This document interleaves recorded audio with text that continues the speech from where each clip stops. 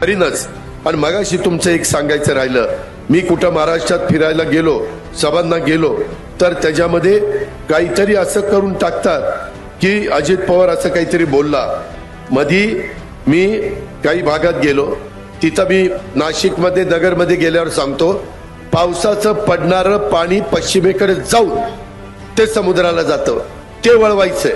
85,000 कोटीच्या प्रकल्पाला आम्ही मान्यता दिली आणि त्या प्रकल्पाचं पाणी आपल्याला आपल्या भागामध्ये त्या ठिकाणी आणायचंय, आपल्या म्हणजे नाशिक आणि नगर जिल्ह्यामध्ये। ते मी सांगण्याचा प्रयत्न करत होतो। त्याच्यामध्ये काही पण त्या क्लिपमध्ये काहीतरी काढलं, मी कधी दुसऱ्याचा तोंडातला घास काढणार नाही।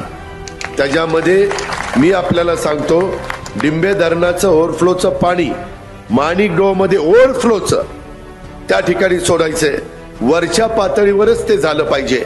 डिंब्याचं पाणी कमी होता कामा नये, याबद्दलची खबरदारी आपल्याला त्या ठिकाणी घ्यायची। नाहीतर धरण उशाशी आणि माझे शेतकरी त्या ठिकाणी उपाशी, हे काही आम्हाला चालणार नाही। त्याच्यामुळं आमचं भागून जे असेल ते खालच्यांनी त्याच्याबद्दल दुमत असल्याचं कारण नाही।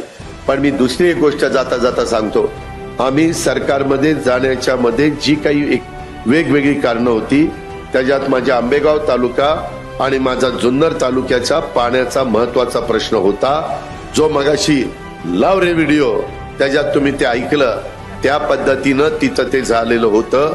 मित्रांनो, त्याच्यामध्ये आपल्याला आता पाणी खूप महत्वाचं आहे आणि तशा पद्धतीनं आपण ह्या सगळ्या गोष्टी करतो।